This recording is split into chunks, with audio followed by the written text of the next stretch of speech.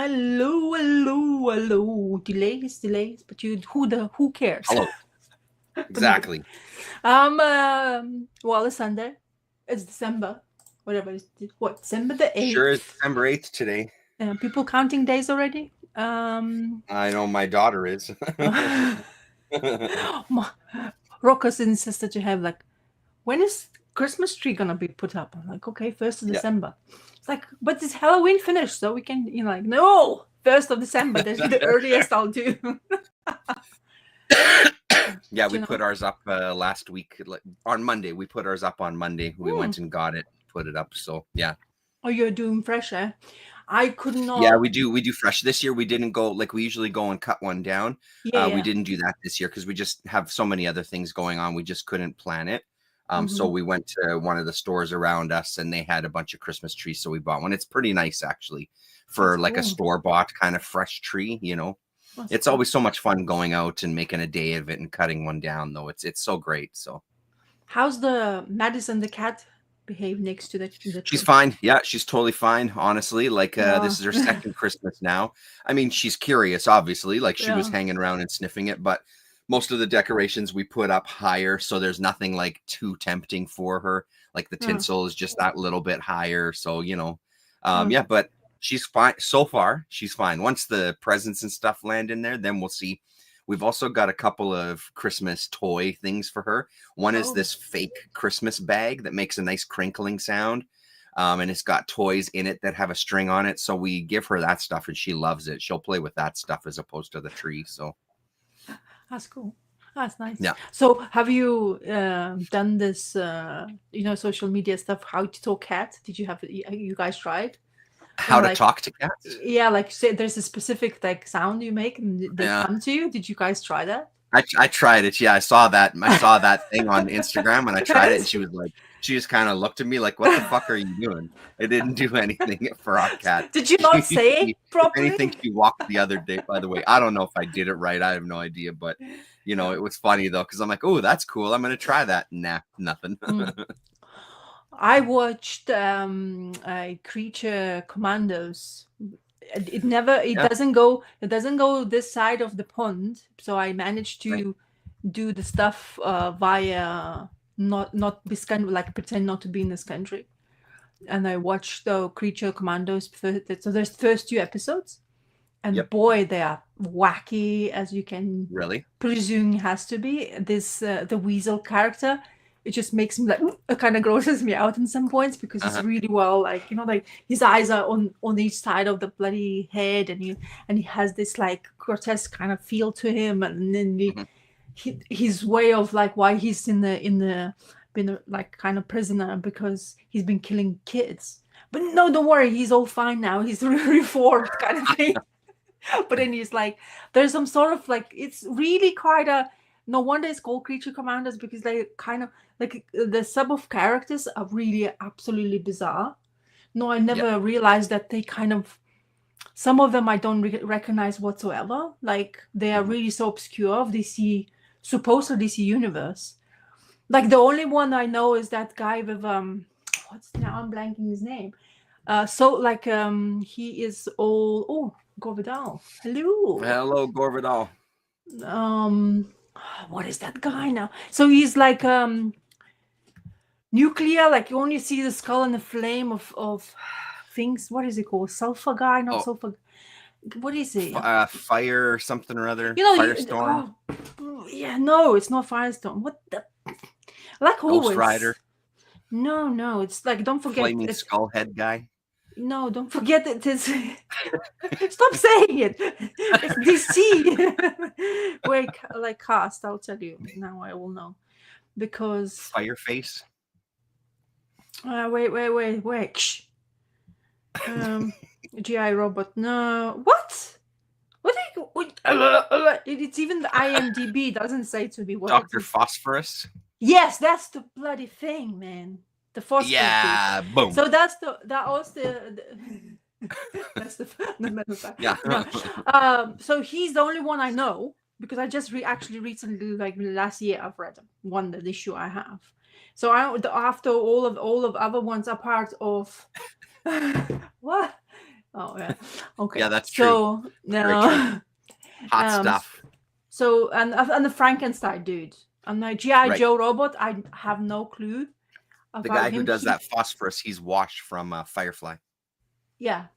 Yeah. So and Dudek is really awesome voice. Like you can like he does a lot of animation stuff, voice acting as well, and he's like has such a unique stuff. Like he has everywhere. I mean, whatever you think of animated, it's going to do the acting stuff. But it's really cool. That so far it's really intriguing. Quite, like adult like proper adult kind of type of it. And then James Gunn is inside, like there as well, kind of thing. He's like animated and on the like introductions and stuff. So it's kind of I don't know what to think of it. It's just a wacky animated TV show which has intriguing backgrounds, and so far we managed like kind of 2 characters limelight this was given to us, kind of in a way. I mean, they were all introduced in there and like what's the point of them, but they're doing this off cuff like like missions, and so far they're just going into like almost like Latveria or some like Eastern European country which has this like a queen or a queen to be protected from other bad guys, and this is only once they have to be going there and to do it. And then it's just kind of bizarre, weird thing, but it's actually quite entertaining. Has really weird soundtrack. It's they use like Russian inspired music because it just feels like that folky kind of stuff like that. But it has this kind of element where it's fun, but I don't know, I'm not really sure what it is yet, because from 2 episodes I don't have enough. Like I'm definitely want to watch it because I like animated stuff in generally. I think it's quite intriguing to me, but nothing to like blow my socks off yet, to be honest. But I'm just really curious about the characters. So it's I mean, it doesn't look so bad from the little stills because I opened up another window to remind myself. The animation doesn't look so bad. So animation is it's as good as what you want to have animated to do. Like what Warner Bros is usually famous for. It kind of looks like that. Like action scenes to be superb, fighting scenes are really good, all that stuff. So, and then they have Nemaskaria's one of the females. She's like has magical elements. I don't know her name. I never knew about her. I don't remember now the name. And she's the bad guy basically who's trying to take over. And they have like a band of brothers who's basically are so upset about Nemaskaria, only female based kind of island. So they want men to enjoy the fountain they have, and why not? Why men can't go in this precluded island? So it's kind of like, so they are bad guys who she's like one of the females who's basically went rogue, and she's gonna introduce them to the island. So it's kind of just kind of bizarre way of like who's the bad guy is, and they all goofed up like so, those 90s bros, what's up, kind of like they voices like that, like, and they're using walkie-talkies and like, we're about to attack. And then there's other background stories that because the Frankenstein dude has not yet been introduced, kind of the main band is like has a different type of entry to the storyline. So it's quite bizarre, but it's actually entertaining so far. But I had to go through loops to get in there. In your dreams, Gore Vidal. The island is in your dreams. Yeah, it doesn't exist now, Gore. Sorry to disappoint you. Yeah. It's called Epstein Island. What? Ew. So I didn't watch anything this week. So nothing to report. One highly recommended movie is based on is done from like Eastern European / French kind of cinema joined together, and this animated movie called Glow. And it's no words whatsoever, because it follows a cat as a main character. Yes, it's playing at our Cinematheque here this month. Oof, go watch it. It looks really cool. Yeah, it looks really cool. I was watching and I was like, what is this I'm watching? And is it like Glow or Flow? Flow. FLOW. Okay. So it's cat as a main character, and then you basically kind of like you start following the cat, and then there's like it seems to be humans non-existent, Earth is on a turbulence where there's like a really crazy floods happening.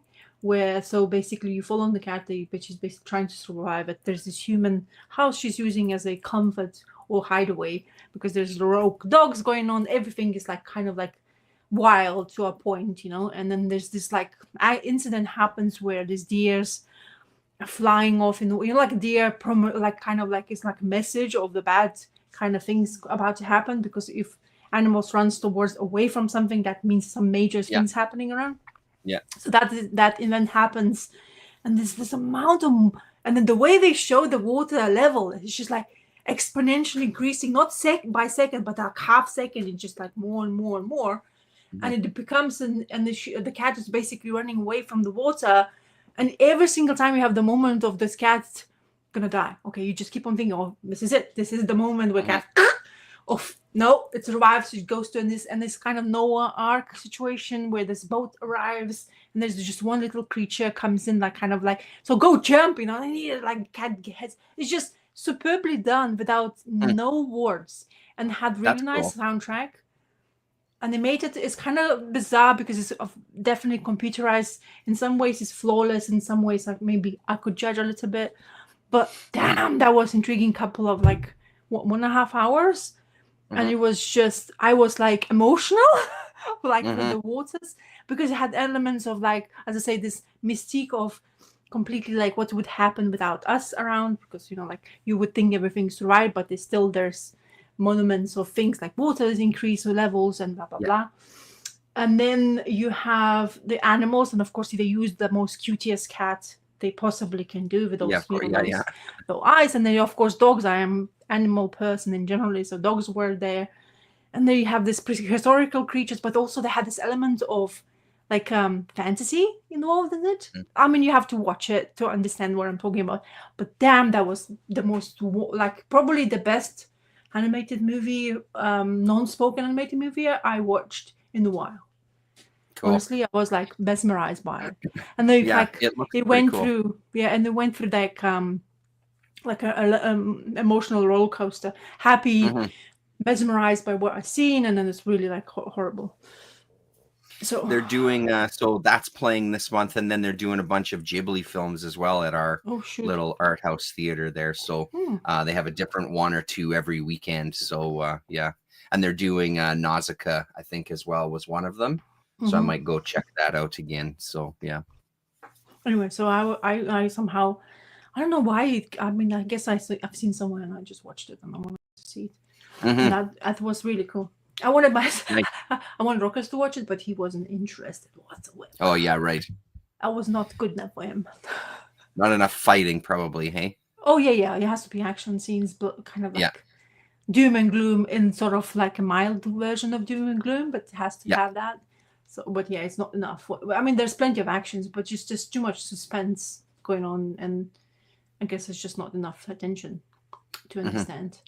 And I think Latvians main like people behind it, but French cinema like Canal, I think that's the famous name. Studio Canal or whatever. Yeah. So they basically kind of support that in order to get that movie out. So in local news, so this little art film that I worked on, Universal Language, by this guy Matthew Rankin. He's originally from Winnipeg. He moved to Montreal. He shot a bunch of stuff there, and then he came back, and I worked on his thing. He had a little interview with Denis Villeneuve, which was pretty amazing because his Universal Language is going to the fucking Oscars. It's going to be like a film at the Oscars, which is pretty amazing for him. Like, he's such a nice guy, but it's getting like real rave reviews, this Universal Language. So it's kind of amazing to have something, you know, I'm so used to working on like Christmas Hallmark movies and stuff like that, which, you know, are some, you know, whatever, they're whatever for me. But so it's kind of nice to have, you know, my name, even if it was just for like a week's work or on there or whatever, but just to have worked on something that's gaining this much attention, right? And the interview with Villeneuve is really, really good because Villeneuve really talks it up and says it's one of the better things he's seen in a long time and legitimately funny. And it's like, wow, this is no slouch, you know, giving you flowers for your work, right? So kind of awesome. Yeah, well, it's better for get your name out there, like in the Yeah. more generalized public. It's really what you want from Oscars, really. Do you know what I mean? It's not that kind of like, if you get in that kind of like, because it's just how many people can see the Oscars and the curiosity of that, and then your name has been known for that kind of reason. Like for Well, and example, also the Godzilla. possibilities that open up for you afterwards, right? Like, Yeah, as much as I may think the Oscars are a load of bullshit, it's the yeah, idea of like your name gets out yeah, there, and then all of a sudden exactly. people are approaching you for more projects, and then you have access to more money and all of those things, right? Especially if you're just well, not starting out. He's not just starting out. He's been making films for a long time, Yeah, but but he's yeah, he's finally being recognized in a cesspool of people. yeah, totally, yeah. So Yeah, it's now it'll be Matthew Rankin and Guy Madden from Winnipeg. You know what I mean? So yeah, it's that's kind of cool. wild. Yeah. Yeah. That's cool. Did you know that there's a news saying that in America, that they have this shops called Dollar Trees. Yeah, we've got him here too. Yeah. Oh, so they're gonna have $1.25 comics on sale. Oh, is that true? But DC's only though. This is the Okay. news. Like DC is gonna, so you get all the like previous stuff. Like previously done, like number ones, I presume. I don't like before this all New Ink happened, like those kind of like, and not New Yeah. 52, but after New 52, something like that. So anyway, so I've seen that. It's like, wow, I would take my child right away if we had to shop like that with that. It's like, pick whatever you want, like £1.25.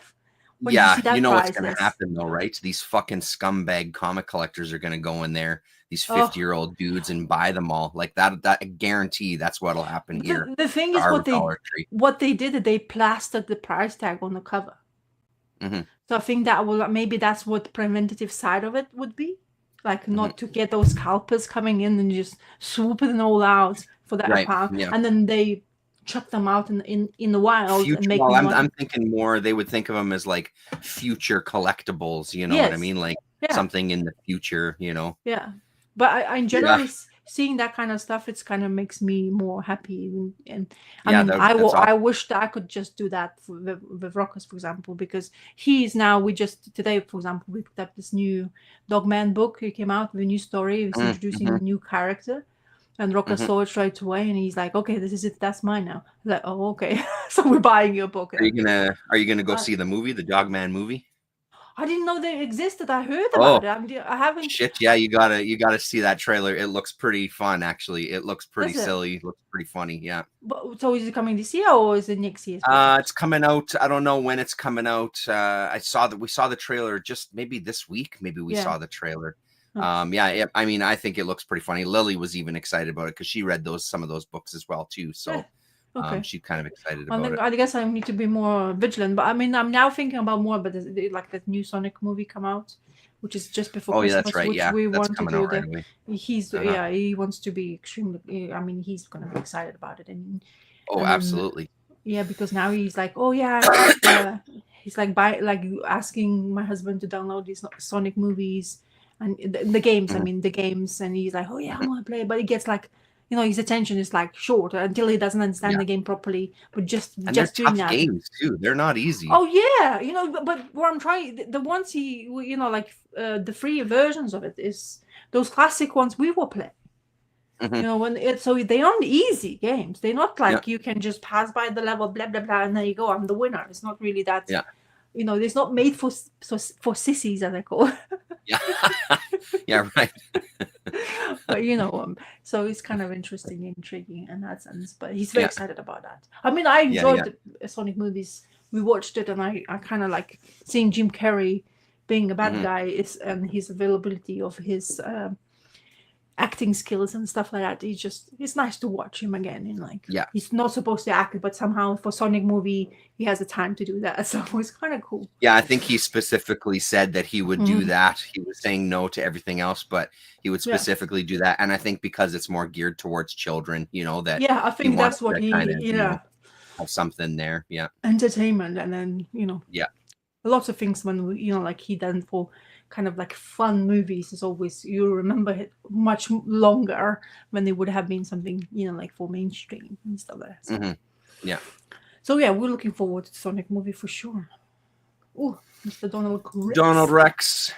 Is he still working and packing or organizing his comics while he's listening to us? Let's hope. And yes, Gore Vidal, it is good news Yes. about the Matt Rankin thing. And yeah, I mean, I hope I'm wrong about the comic people going into the Dollar Tree and buying up all the comics, but I just have a gut feeling that that's going to happen. Well, it's just having that kind of done is intriguing enough that the company is willing to do that. Maybe I don't know. Yeah. I don't know we never know. I think it's a great idea, honestly. It's a fantastic idea. I think it's great if you have as I say, if I had my child with me on that kind of occasions, that kind of store, I would take him straight away. There wouldn't be not even hesitation for me. I was like, let's go. Let's see what you like to have to read, And there's Superman, Batman, and Wonder Woman, so there's a lot of choice. Flash.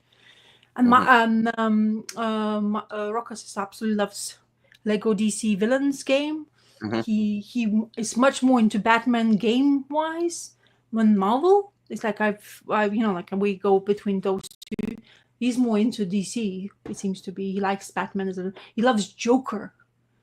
Like that quick, like oh, Joker's bad, but he knows he's a bad guy. So yeah.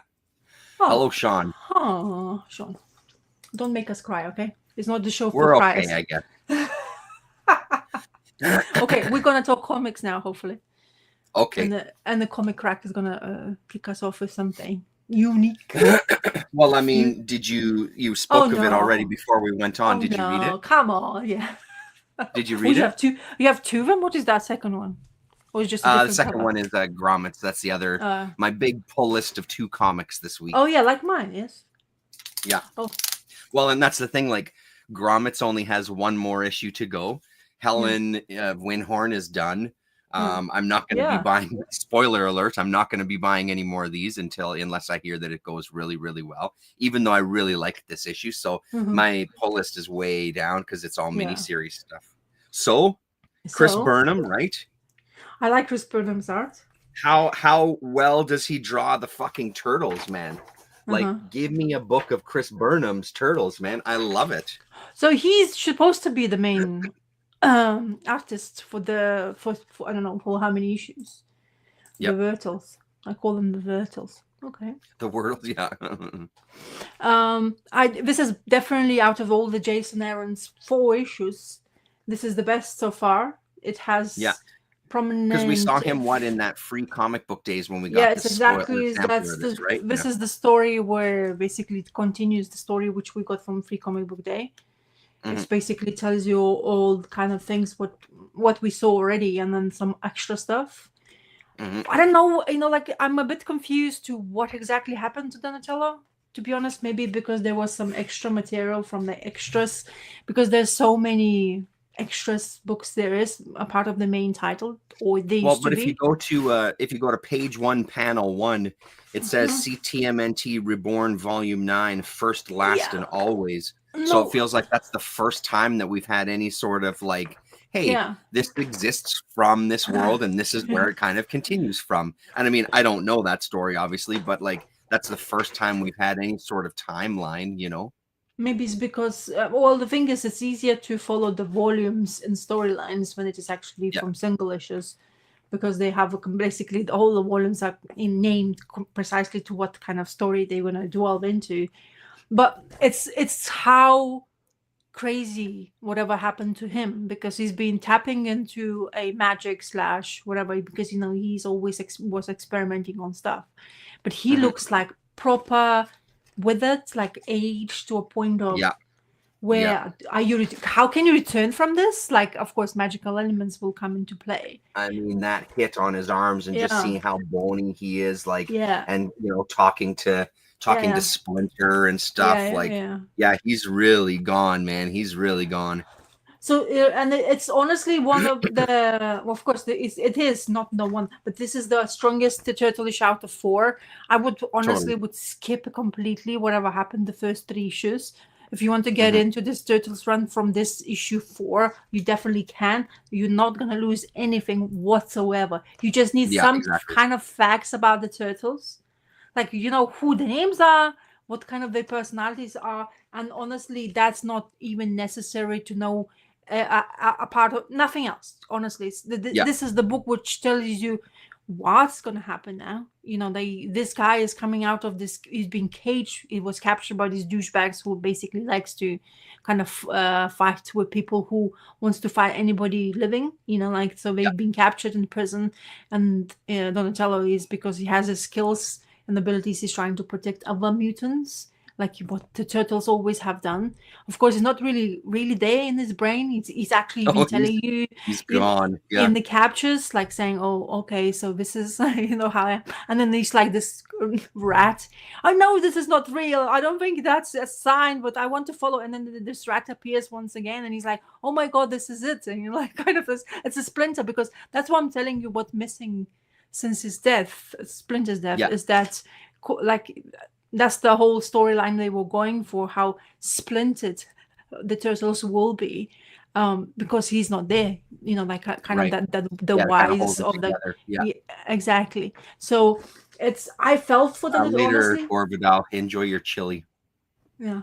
Oh, okay, cool. Enjoy it. So yeah, so I like I really cared about this character. Now that's what I was really willing to have. I wanted to do. I hoped. Oh, that yeah. I really hoped that they would have had more of this kind of like story character. Like really, he's the strongest character written so far Yeah. from Jason Aaron. Well, honestly, like you said, just start us here. Like, why wasn't this issue #1? Bring in the other turtles, and then we can get little bits of the story of where they've come from afterwards. Like, because like you said, those other ones, like they were dull and they didn't add anything to it other than, hey, this is what their lives have been, and they're going to get back together. And it was like just not that interesting. So, I mean, I agree with you. This is the strongest issue, and that's the only reason I may decide to pick up another one. But honestly, I kind of don't want to. I kind of want to give it a few issues and see what people are saying. And now, because I have nothing on my pull list, I may go back on that and grab one anyway. But and then we got introduced to the bad guy of basically who's gonna torment torments. But the thing is, now because I'm gonna have to talk even more. So this is the guy we got from this issue, but I pull my next book, like yourself, my second pull list this week. So this Night Watcher came out as well, and it lends to this issue so well because guess what? She's gonna have to deal with him as well. And actually, in this issue, we got so much more out of this douchebag, the mayor, than this book has actually even told us. He just gave us an introduction. In here, they gave us the whole premises why he hates mutants. What he thinks is a bad things about them. He's blaming all the bad things what happened to New York towards mutants. He thinks that the mutants are the problem. And of course, and here you have this great speech with him. It actually looks really similar. It's funny enough. So this is Ferrero Pear. And this is, of course, Chris Burnham's art. And honestly, it's kind of like almost match, not like for like, but it's really like recognizable. So it's kind of like interesting how we always spoke about comic books, not, you know, like artists had different take on the character, but somehow they managed to basically make him like look exactly in the same. So you know that these two books are kind of sharing the same universe for certain. And I wonder how or when the Jenica will be involved with the turtles, or how they will find out about her, because she has this great secret of basically wearing an armor to protect the mutants in the town, but nobody knows who she is. And apparently this armor has some extra abilities for her to be used by, because any bullet shot at the armor basically bounces off. Yeah. So in here we have another bad guy what Jenica is gonna have to deal with also, because there is fractions of like almost like gang wars going on in here. So nothing whatever happy-go-lucky stories we have left from the main title from previous, like Sophie Campbell's end of the run of the main new title of the Turtles. It seems to be we're going back into kind of like a darker moments of the New York once again, where there is this guy coming in. He's basically capturing any mutant who isn't doing what's supposed, like not being good guy. He's almost kind of sheriff or type of, not a sheriff, like what do you call them? The people who is on bail or not bail, and if they skip it, somebody comes to collect them. What the people called? Yeah, like they're Yeah. Yeah, I know what you're talking about. Yeah. Yeah. So if you get it, so anyway, so he's kind of this guy we got introduced to. So Probation Jenica, officer. yeah, so he comes into kind of things to collect them, and they got into this scuffle because this pigeon guy, who is knows the main bad guy, who actually works with the mayor. And then we Yeah. find the true colors of the mayor. It's not a goody two-shoe guys, as this speech of pre-elections was happening. We kind of found out that he's basically working with gangs relating to weapons, and he's using that as a mutants as a basically cheap workforce. Okay. Yeah. So that's Like how his prison whole labor kind of thing. yeah, and then he's using them to all excuses. They're blaming them for everything. Basically, if some like murder happens, they use the mutants. They are the first to blame before anybody else. So it's really cool. I mean, it helps that those two books together next to each other, because it's basically I almost felt like I was reading continuation story from the one to this. Of course, this is Jenica's main title, so she's the main protagonist in here. However, it's just I enjoyed really a lot of. I mean, in generally, this title has always been from Strength to Fangs. It introduces new characters, new enemies. There's also like it's how the story was dealt with. Felt like you wanted to like looking forward to next issue, and this was no different. Like it felt like it was going towards where she's going to be extremely uncomfortable about. I mean, she's not comfortable in any way possibly dealing with the situation. This is her coping mechanisms. This is her ways of still being a turtle kind of thing, but in disguise. And this pigeon guy, she's trying to convince that if you're gonna give me where the bad guy actually sits in, I can help you to escape. And of course, this wolf guy comes into play, which kind of like puts the things in splinters. And this is his first introduction. It's actually wolf behind the wolf mask, which is kind of intriguing. So anyway, I am thoroughly enjoying it so far. I'm hopeful also to have again to be more excited about reading the turtle books, again, hopefully. But I will be I as you can clearly know, was very judgmental when it comes to this Jason Aaron work, because well, and rightfully so, because it hasn't been that great, and like it's quite pricey as well, turtle book, Yeah. because they is number 4, but it's like from this special beginning of the turtle stuff, and it's like, okay, so you're trying just because Jason Aaron's working on it doesn't mean you have to completely rip to like priced up so high. But I don't know. But I just wanted to show you this when I was putting them finally in my CLZ app. This is all the variant covers for issue number 1. Oof. Wait a sec. Huh? Wait a sec. What is number 1? No. Yeah, wait a sec. Wait a sec. Wait a sec. Wait a sec. Wait a sec. Wait a sec. Wait a sec. Wait a sec. Like, look on your CLZ. I don't know if you have CLZ. Yeah. All of these. It's like 200 fucking variant covers for just issue number 1 of this.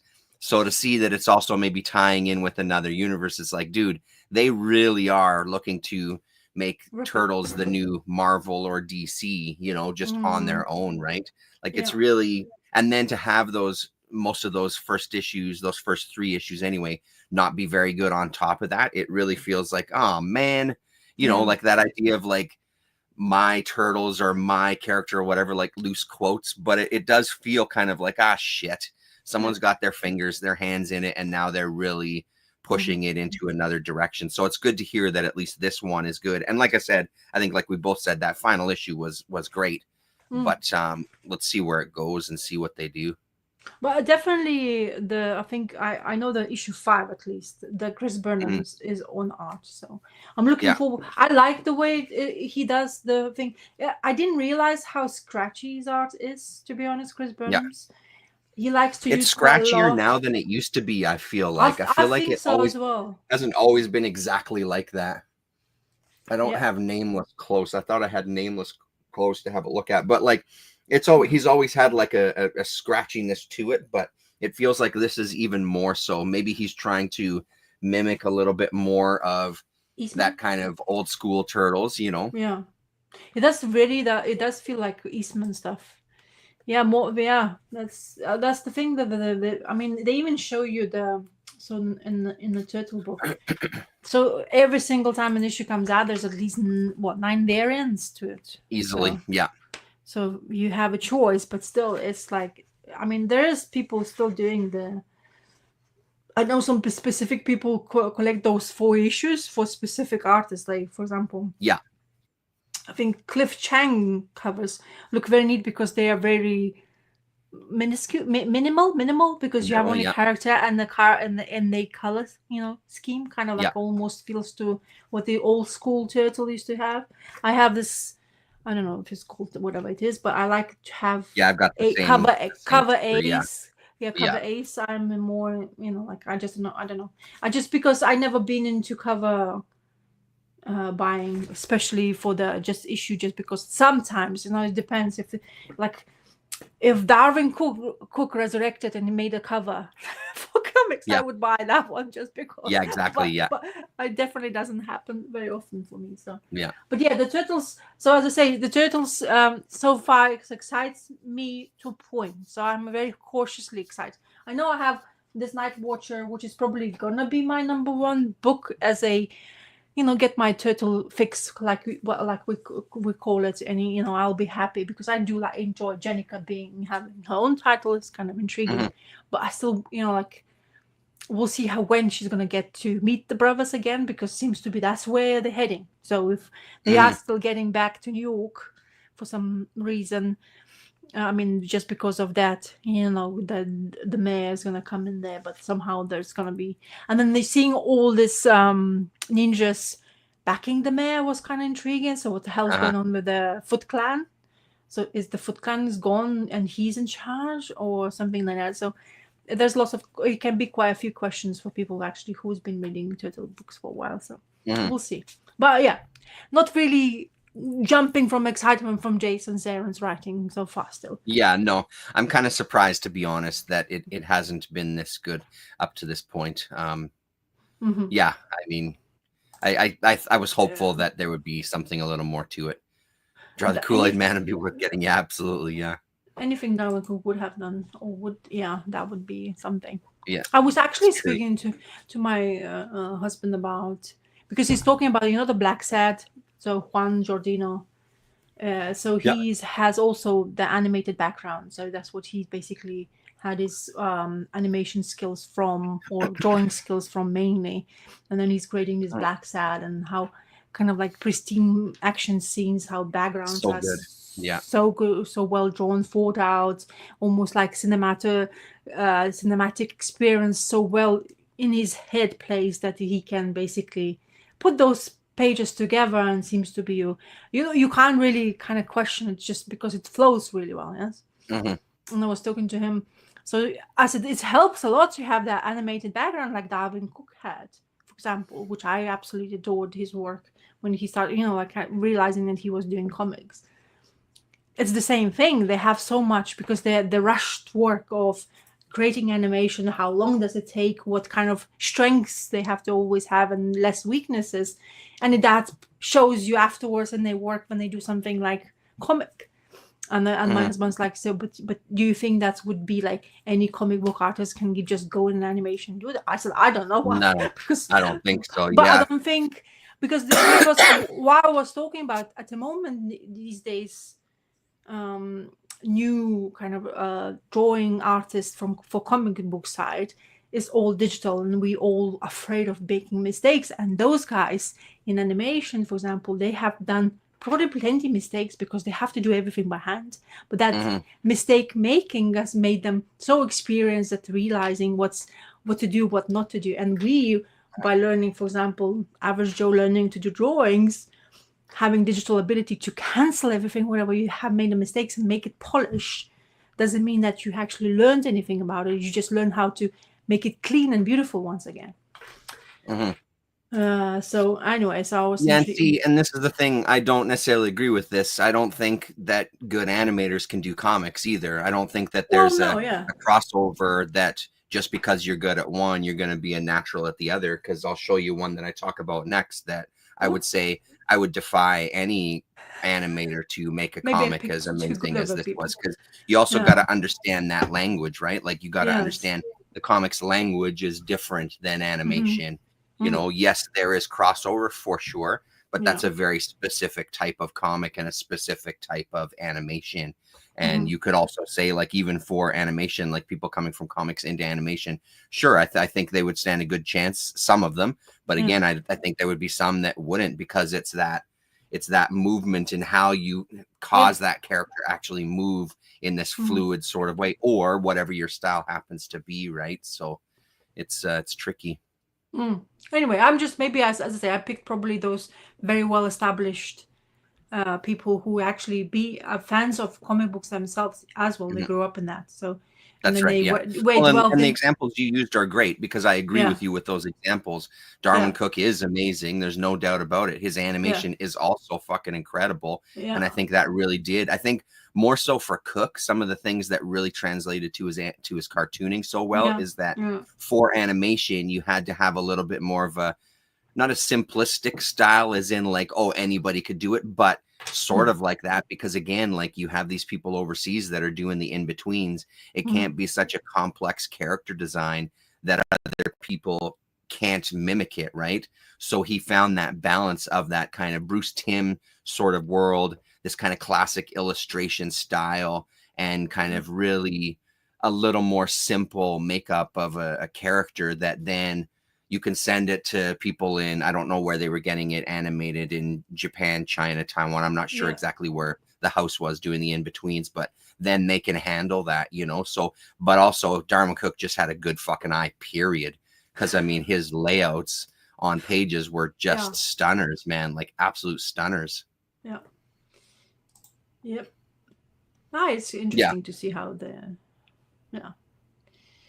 Yeah, true. I mean, it's, as I say, it depends on the person. And honestly, what I'm trying to say is also that the backgrounds is animators and generally backgrounds are solid. Like they know perspective right. really well. They understand the motion of the characters where we have to go into, and the backgrounds aren't quiet like what we have in sometimes in comic books these days. Like this background is not filled with whatever is behind us. It's One usually color. you. Yeah. Yeah, or is like it's used for like motion one color thing what we moves from A to B, so that like what.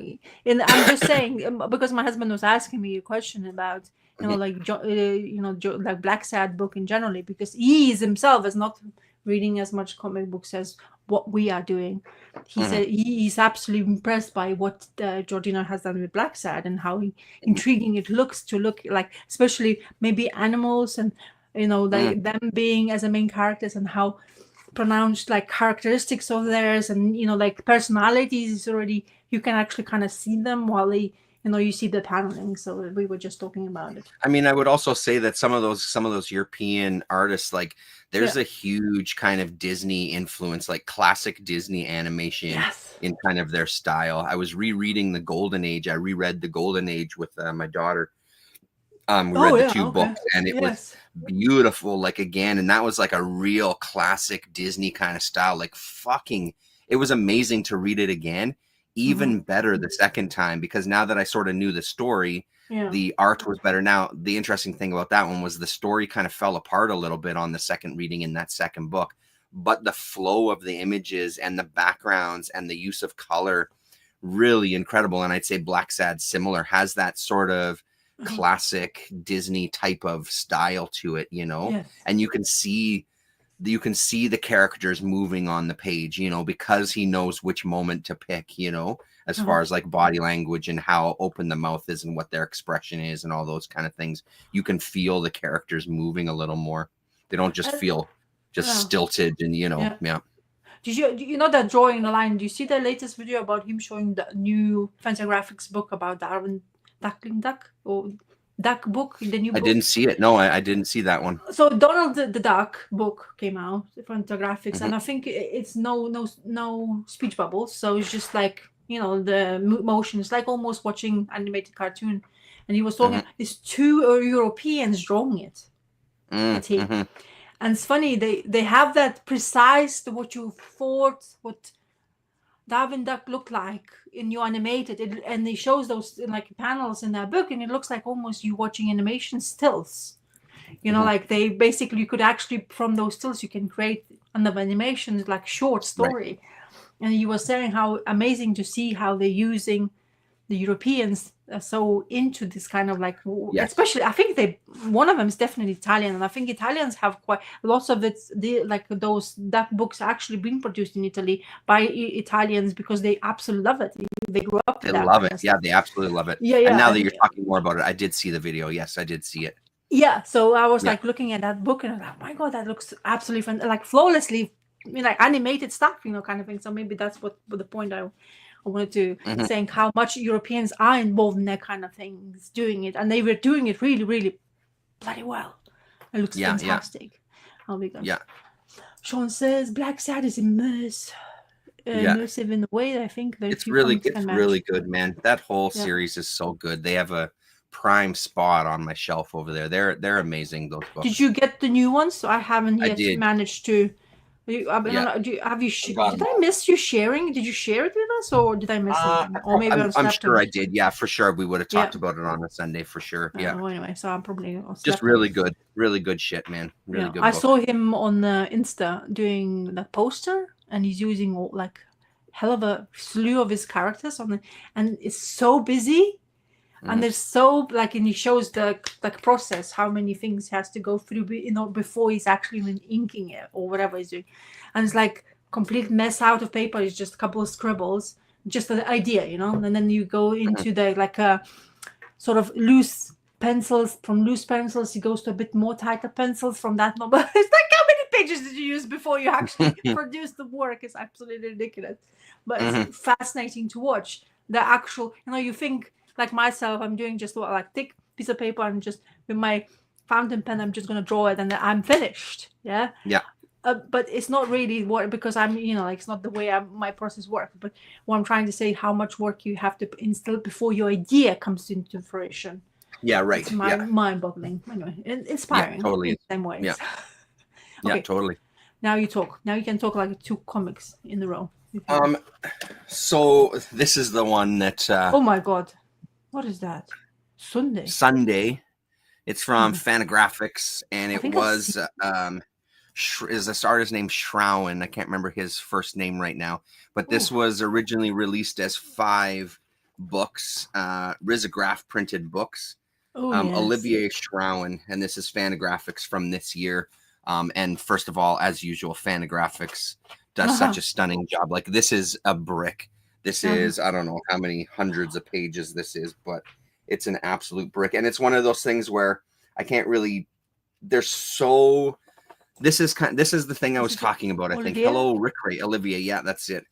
This is the thing I was talking about with someone coming from animation and maybe going into comics and not understanding that comics have a completely different language.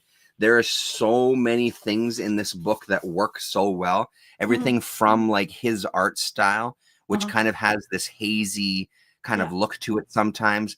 The way he uses the colors, the way the risograph covers. This isn't risographed as far as I understand it, but from what I've seen, they've stayed really true to what those original Rizzo colors would have looked like on the page, and they keep the same colors throughout the books. This is a fantastic book that gets kind of more amazing the further you get into it.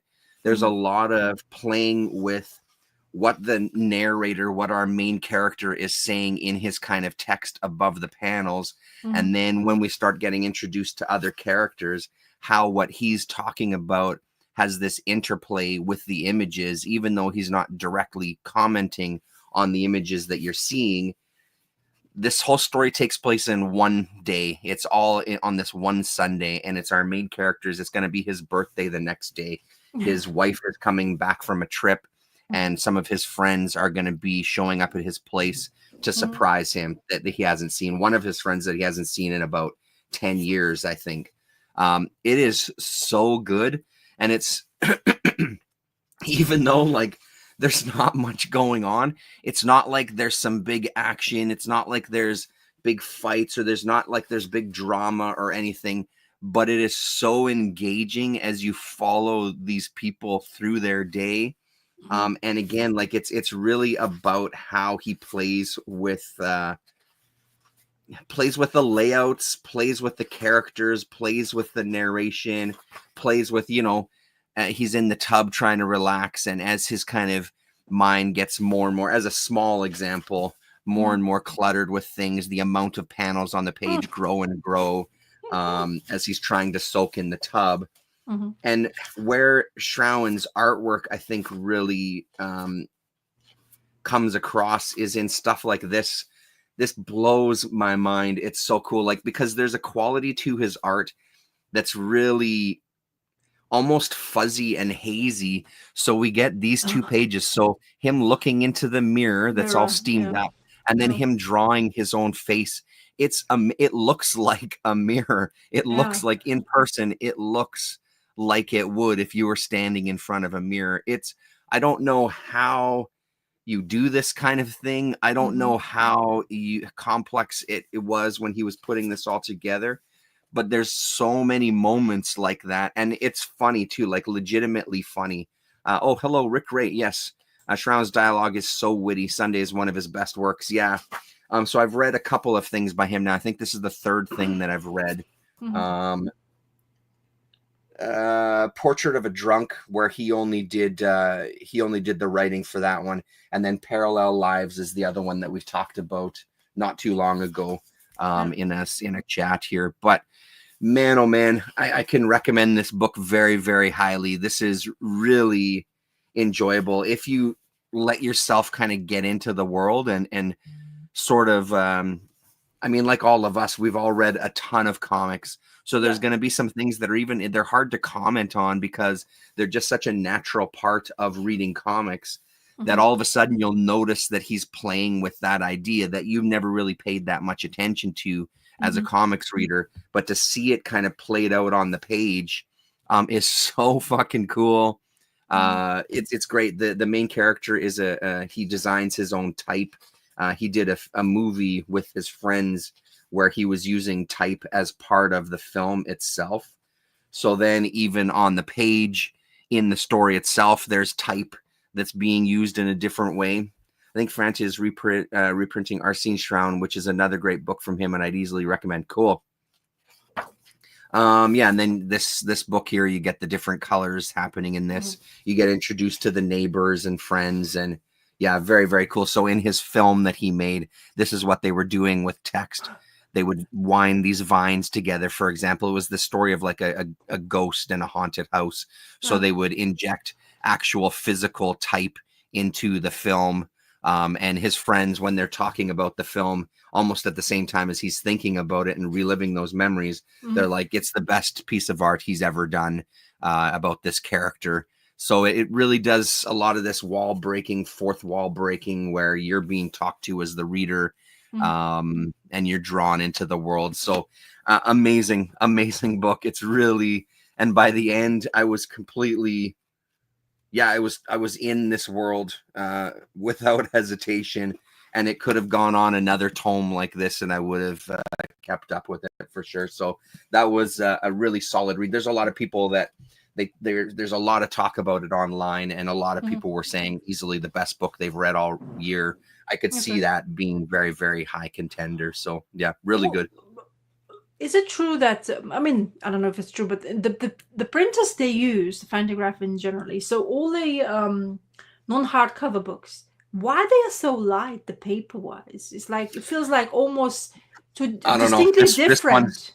This one's pretty heavy, but I do know what you mean, though. Yeah, there's something about the paper quality that makes it, because I mean, a book, if this was a Dark Horse book, this would be a fucking brick. It would be heavy. This is, I think it's because maybe they use more newsprint. Like this is a variation of a kind of newsprint. There's no gloss to it. It's got a real good tooth on it and stuff like. And there was also one other thing that I thought was pretty funny. There's all these little nuggets of things, and I assume that it's being done on purpose, even if I don't understand what the reason is. One of the main characters, the way she's dressed, she looks so much like the Shaolin cowboy. I'm gonna find the image of her. It's unbelievable, and I can only imagine that he's done it on purpose. There was one that I went by here where you see even almost the color of her clothes. I can't find it now. I'll find it and show you. You can talk about your next one, and I'll No, you talk about your next one, because I don't have much to I have not read that much anyway, but so you can have more. You can show off your stack. Here we go. Here she is. I only have a couple left. This middle here is this main female character. All the colors almost like it's like the same color. She's got a shaved head, so much like Shaolin cowboy. It's unreal. And there's there's a composer that I really like, Charlemagne Palestine. He's this minimalist piano player. There's a character in here that's Charlemagne Palestine. He's got a thing where in his performances he'll do a lot of stuffed animals and stuff. So I saw him in Winnipeg, and he played in a church. In this book, he's playing in a church, and he's got a stuffed animal. It's really amazing music, but it's cool to have those little nuggets in this book as well. How price? What's the price of that book, by the way? It says $39.99 US. Oh, wow! So one of the things that my shop does, 204 Comics does for me is because I got a. It's buried right now. The hardcover box set of Usagi Yojimbo, the Fantagraphic stuff, also came in, and that's for my daughter for Christmas. So that came in, and what they do is they only charge me the American price as if it was Canadian. So I got a really good deal on all of this stuff, right? It was still an expensive pickup, but because I think that Usagi was like 125 US or something, I think is what the price was. But it's beautiful. I can't wait for her to open up and rip that plastic off, because I'm excited to sit and read it with her. It's going to be great. Paulo Costa, good evening. Okay, now you mentioned Usagi Yojimbo, you have to talk a bit more about it. Is it soft cover box sets or hardcover box sets? No, it's hardcover. But then inside the actual inside a slipcase, yeah, that's right. Inside that slipcase. And those slipcase, the book is still hardcover as well? I'm pretty sure it is, yeah. And like I said, I haven't opened the plastic, but I'm pretty sure it's a hardcover in there as well too. And it's 2 books, and so it's all the Fantagraphic stuff. So the books that I have, it's all of this stuff, right? This early Fanta stuff. So I'll be able to keep these ones, and she'll have a copy for herself.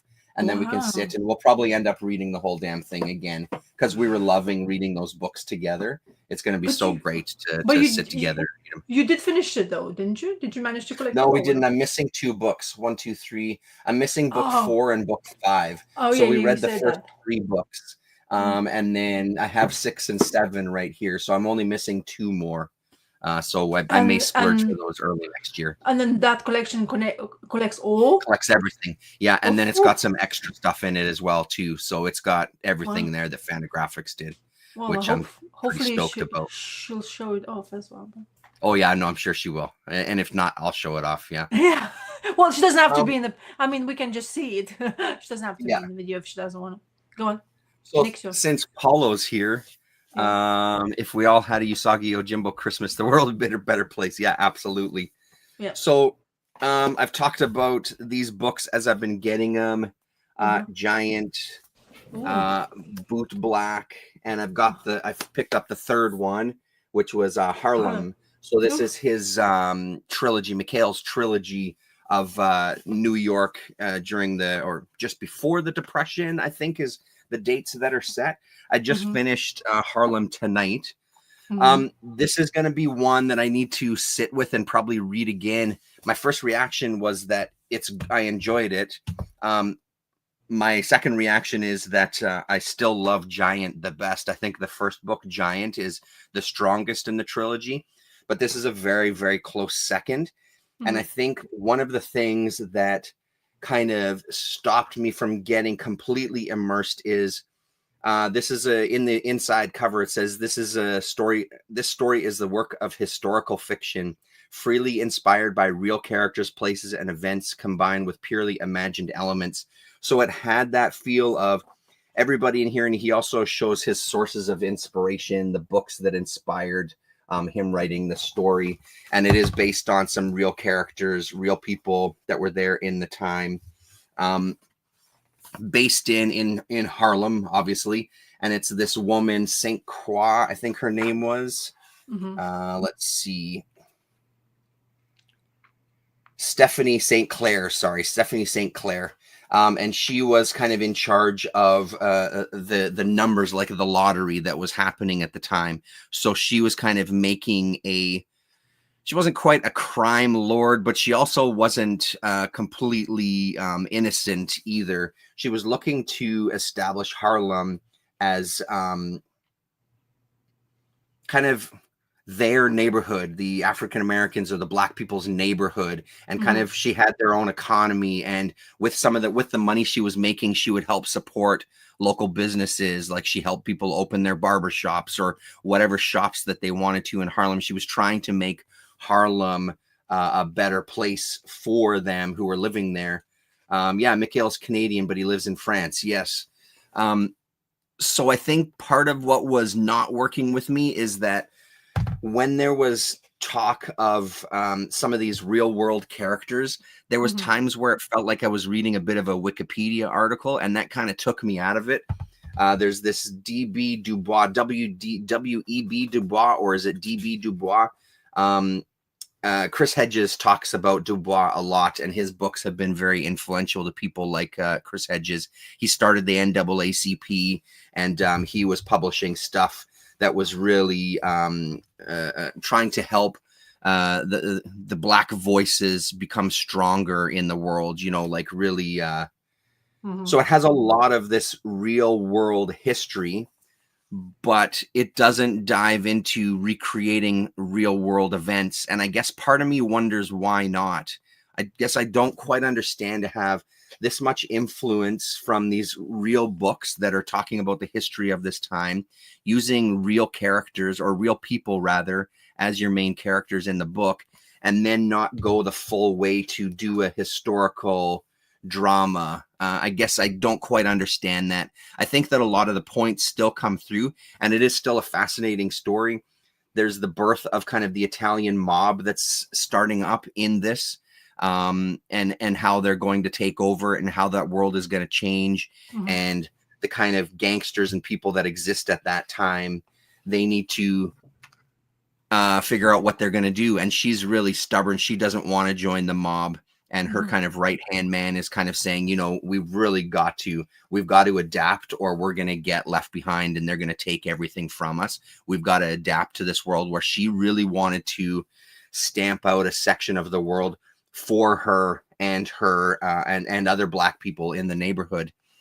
So it's kind of interesting seeing like a sort of new world developing, and all these other influences from people coming from other parts of the globe and settling in America, and trying to also live their dreams as well, right? So it's this real clashing of different groups and their dreams and what they see for this new city, So it had moments that were really engaging, and by the end of it, I did enjoy it. I enjoyed it quite a bit.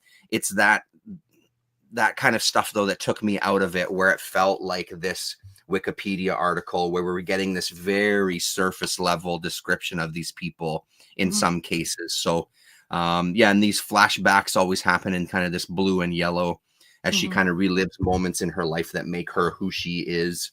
Of course, the cops are scumbags and all of this kind of thing. So there's some things that are, again, historically accurate. It was good. It was like I said, close second to Giant. Really good trilogy. And it also makes me feel like now that they're all out, that I should read them all back to back, because in the back of this one, we do see, I'm pretty sure, I haven't gone and checked in the Giant book, but I'm sure that one of the characters that makes an appearance here is the main character from Giant. So I want to see how that moment relates from the book in Giant. I'm pretty sure that's the guy that was the main character in Giant, but I've got to have a look again because it's been so long since I read it. I think that one came out in like I might have picked it up maybe 3 or 4 years ago at this point. So yeah, a really cool trilogy regardless. Definitely one to look for. Yeah, really solid stuff. Really, really solid. And the beautiful kind of oversized hardcover, really nice. And it's NBM that puts these out. I mean, I'm blanking. Maybe my brain is sleeping, but what is it? I haven't heard of NBM before. It sounds like new for me. Are they, because no, that they're old. NBM. Well, I mean, I don't know if this specific incarnation. It's Dargo, I think, was the main company. Yes. Paulo will be able to tell us. Yeah, it's Dargo that first is the guy published. from Giant, Paulo, saying Yeah. So Dargo as well. Yeah. So so NBM is part of that. So NBM has been around for a long time. Because I thought, that Europe Comics website used to be existence, doesn't exist anymore. So they are the ones who were translating the whatever European comic books. And the Undertaker, they were reading something, right? Yeah, and then translated back into English. But then they never seen, because the minute I typed in while you were talking, I went online to see the book you were like Giant you were talking about. It straight away was almost directly to Europe Comic Books website, because that's where they like it. So I was like thinking, so are they the ones publishing house who's basically doing in print some sort of works of European works, or they are like concentrating on general things, or they are just concentrating on European? I think it's mainly European stuff that they're that they're translating into English, I think, is what they're doing. Just talk about I just want to say to Paulo's comment, I think Mikhail leaned too much on history in Harlem. There's a character in Giant who is based on an Irish revolutionary, but that takes a backseat to the story. It does. I mean, it takes, from my memory, again, it's been a while since I've read it. It's a pretty significant backseat. But yeah, I don't remember feeling as lost with I don't remember feeling as lost in Giant. Maybe not lost, but like overwhelmed with the amount of real world characters in one story. I don't remember there being as many as there is in Harlem, but yeah. Interesting. So how NBM publishing Scoiton and stuff. Yeah, absolutely. I mean, maybe the logo has changed. That's why I'm like kind of, I'm not sure what I'm looking at, because it's definitely changed for sure. It has. That's not what it used to be. I'm sure I've got some stuff on the shelf back there. So that's why I was like, sometimes when they change the logo, you go like, what is this house? Maybe, because there's so many publishers doing stuff. Because what I like about that, because it's a wider format, which is basically makes such a huge difference when it comes to the format, European format. And if you don't print in that format, it's just, like where you have those gaps, like we complain most of the reprinted stuff, and it's too small or too small of a panels then to enjoy what actually art supposed to look like. So how come he decided to make this trilogy? Is he fascinated by the Great Depression? I'm not really sure. That might be maybe Paulo knows the answer to that. I'm not really sure. I'm assuming that he just really got into this specific time period, and these stories are what kind of came out from it. I don't know if he intended to do a trilogy right from the beginning, or if it's something that kind of developed over time. But Giant, out of the three, though, I would suggest Giant. It's a really good story. If you know how to read French in archives.org, you can get it for free. There you go. You have to read it French. Yeah. Which I definitely don't. I don't. Yeah. Okay, so I'm gonna show you one of the hefty books because it's lends to that time and era.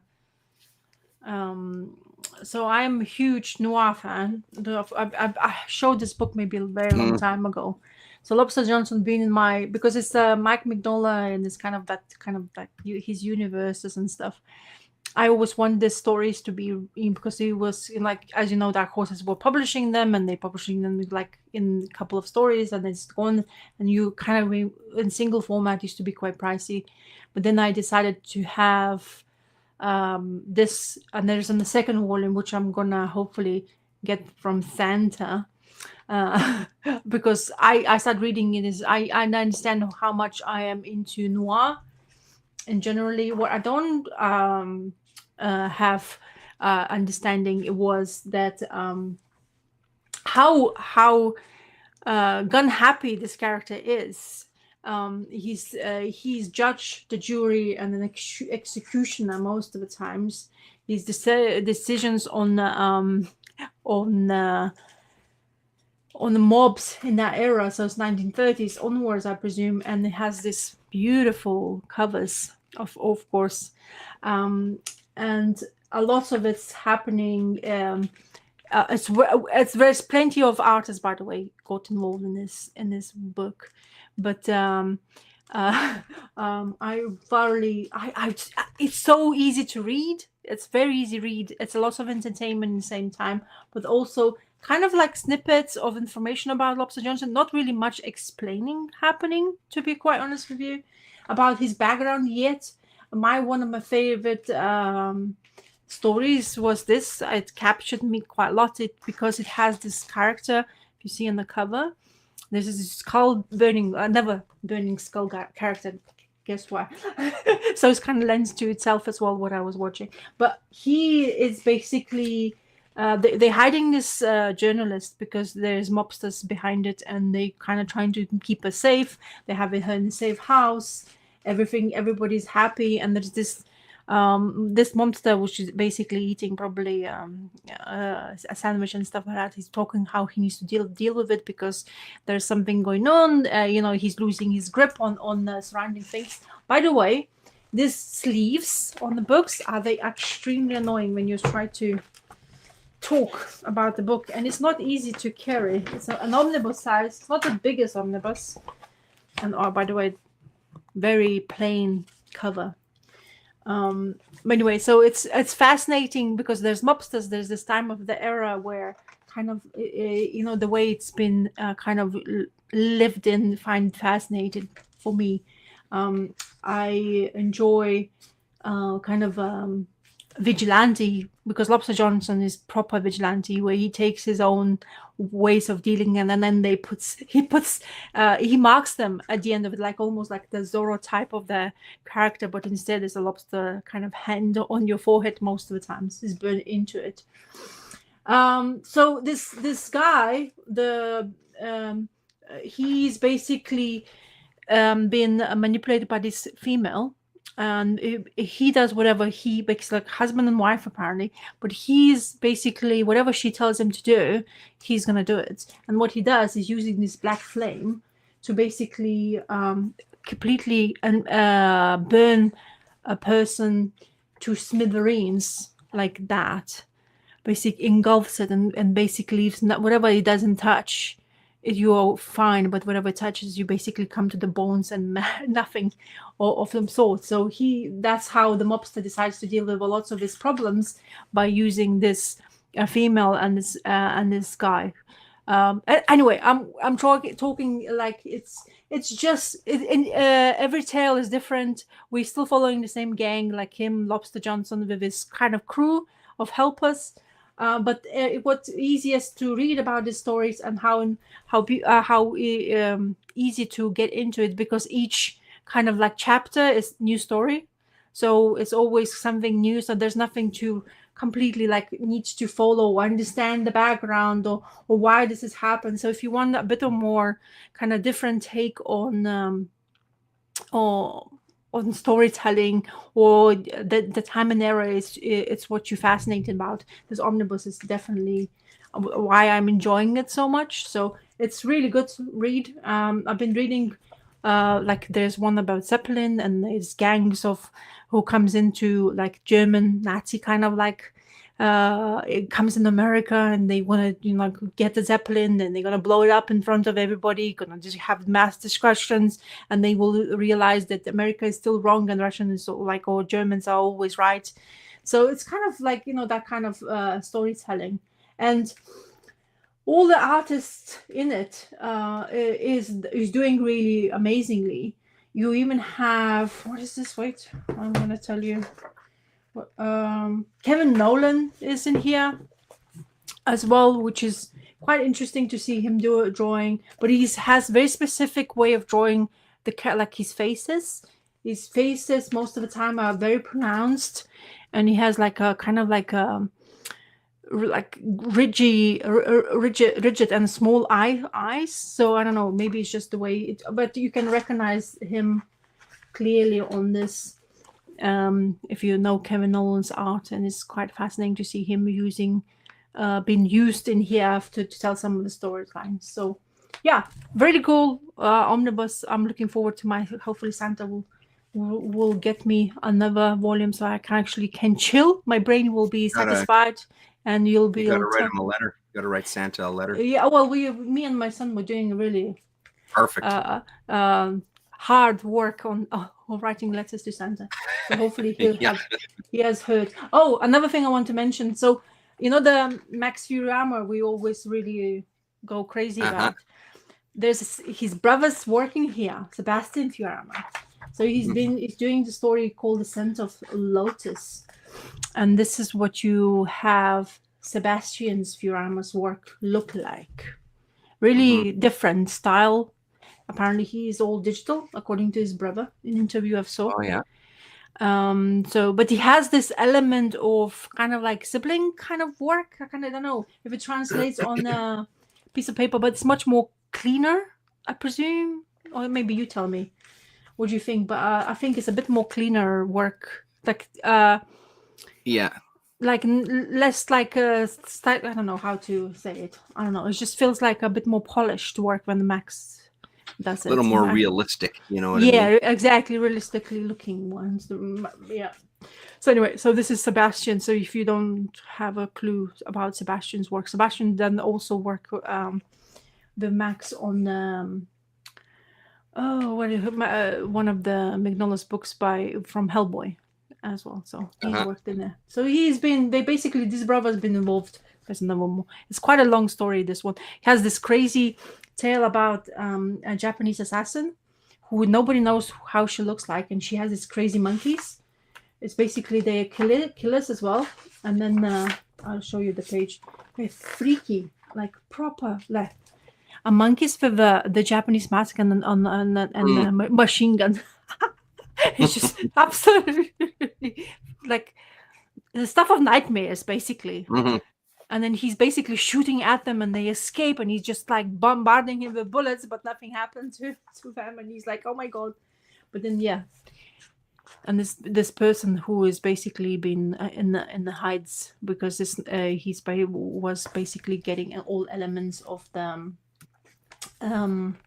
whatever happens, like spy situations where it needs information and nobody knows what it is. But then when Lobster Johnson got involved, they realized who it was, and the Japanese basically lost their kind of ear inside America kind of thing. And then also there's a story about Sphinx, and that part of the mystery is called A Prayer of Neferatu. So it's John Arcudi also, which I forget to mention. So John Arcudi's work is what he done. Both of them did Mark Mignola and did all the BPRDs. That's why when it's mentioned, Terence, because you've been reading Plague of Frogs. And reading book 3 of this, and honestly, I don't really like John Arcudi's art in this universe. I don't feel that realism works so well, in my personal opinion. I love the Tyler Crooks. I love the Guy Davis, obviously. I love all that stuff. I think that style of kind of a little more cartoony, I think works better so far. And again, I haven't read nearly as much as you have of this stuff. So far, for me personally, the John Arcudi stuff from this one was my least favorite as far as the art style went, because I thought it was a little too realistic, where this world is better served by something that's a little more stylized and cartoon. Like, there's nothing wrong with his art, don't get me wrong. Like, it's not like I hate his art, but I just felt like it was a weird pairing after seeing stuff for 2 volumes that didn't look like Arcudi's. This kind of jolted me out of it a bit. You know, it might be different if it was like all Arcudi.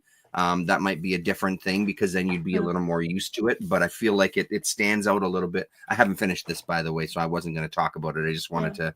It was funny, as you were saying, I wanted to talk Arcudi, and then you brought him up. Okay. So is he the main artist on Plague of Frogs? No. Arcudi is only the writer. Oh. So all the artists he's using. So I don't know. So you should check who's the artist. Sorry, so then I'm mistaken. Then I apologize. No, don't. I know that there's Yes, Oh of yeah, course. Yeah, no, you're totally right. I'm sorry. Lawrence Campbell, yeah. who The also Lawrence did Campbell was never the been cover on this one too. yeah. Lawrence Campbell. Sorry, apologies. Not Arcudi, Lawrence Campbell. Yeah, Lawrence Campbell's work has never been my favorite in that universe. I mean, Yeah. he's quite a few of it. Don't start playing with my feelings. I'm telling you, Sean. Yes, Yeah. I would be in a second like heaven. Like if you that Yeah. call it, if that would be a possibility of Dalvin Cook's. But yeah, Arcudi is writer Viv Yeah. Magnola, who's basically developed all this universe of Hellboy, kind of Mhm. helped him to establish and make it as grand as what it ended up being. I don't think Mike Mignola has ever imagined having as big universe with Hellboy, because first of all, he never Right. thought that the character would be as established and known for that long. But I think Arcudi has been instrumental when it comes to also the Hell on Earth, because if I remember clearly, they were having like Mike Mignola was talking about that, and they're saying how the Hell on Earth end of BPRD generally, how it was like it just kind of blossomed into this big grand storyline, like it managed like 8 volumes. So 4 volumes of BPRD Plague of Frogs, and you were Hell on Earth 4 volumes or omnibuses. Oh, Is okay. that how many books you have to basically tell both stories? So I just noticed, which Cool. this Lobster Johnson has extras. Mhm. And then my panel, which I've been drawing for my like every week I draw a thing for whatever I'm reading. Oh, it had it had that page how they developed this crash Oh, page, beautiful. and then that's the one I chose to draw. It's like That's amazing. So I drew that one. So Yeah, it looks great. Yeah. so anyway, so I Cool. just saw it. I needed to show it to you. So I was thinking, it's fascinating. I love that they put all those extras in the back of those. I'm still really like, just to kind of continue with that thought. I'm still really liking this Hell on Earth storyline like a lot. It's so cool, and now there's all these demons involved. It's one of those things. It's hard to talk about the book though, because it's just such a good kind of adventure story that there's very few highlights because it all works so well together. It's just a really good continuing story from A to B, right? Like, it's really great. Oh, look at that. That's his extras from Max Furiamar's Lobster Johnson look. Doesn't he look like Rocketeer, but not really, kind of thing? Little don't bit, you think? yeah, for sure. That has that, like because of those hero. pants, those pants they were wearing, the bomber jacket, kind of like the leather jacket, and the helmet for the flying things, kind of fascinating. Anyway, so I'm really pleased with this. When I start reading, I mean, I had it for a while now, and like, okay, and I saw it. It's just like my eyes met, and it's like, oh yeah, Lobster Johnson, why not? And of course, I realized how much noir tales are my thing. Oh, thank you. Thank you very much. This is the old NBM logo, by the way. Oh, there you go. You see, that's the one I would recognize straight away. One. Yeah. Oh. And what's the book you're showing there? That's Mikhail's book? That's The Wake. Ah, yes, The Wake, yes. Yeah. Yeah, I think I read it. And then I've also got like a Creepax. So then, oh shit. It didn't have water in it, did it? Oh, I don't like that. Hold on one sec. Sorry. It happened to me once. once. No, it didn't. Oh, thank God. It didn't. Phew. Then NBM also had a sub-line as well, too, called Erotica. So this is Greedo, Creepax, Anita. But so again, in these they're still the same size as those hardcover. It's just they're soft cover, bigger books.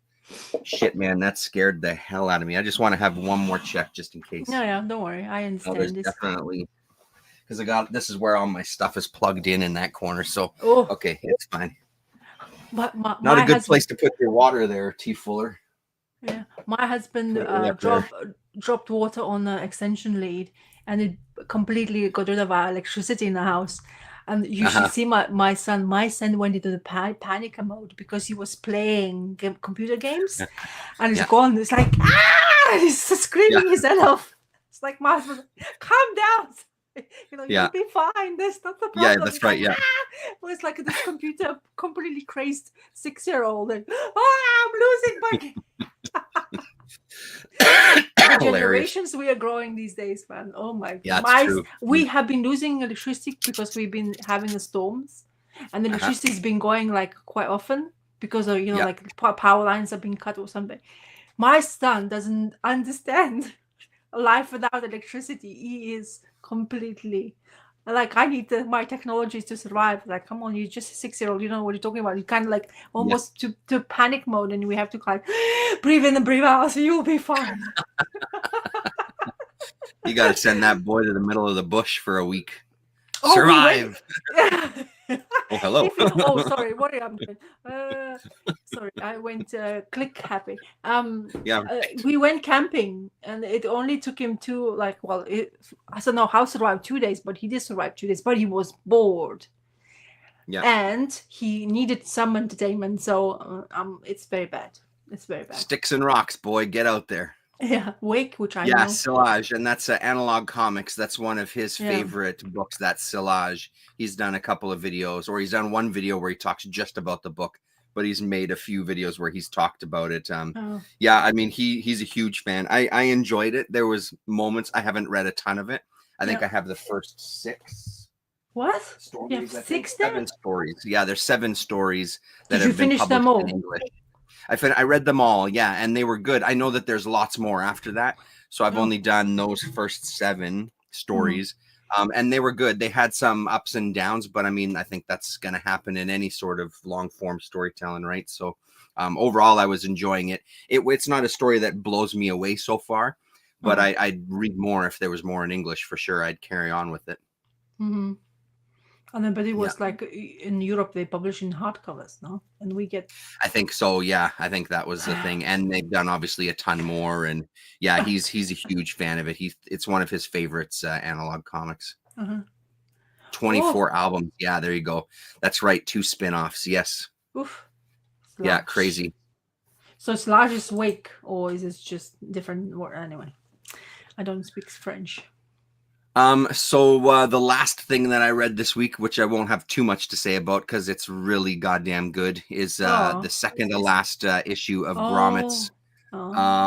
So we ended off with a party in the house, and these jocks getting invited, and one going absolutely fucking bonkers and beating the shit out of one of our main characters. A couple of them actually get hospitalized. It's such a good story, but this guy is twisted, man.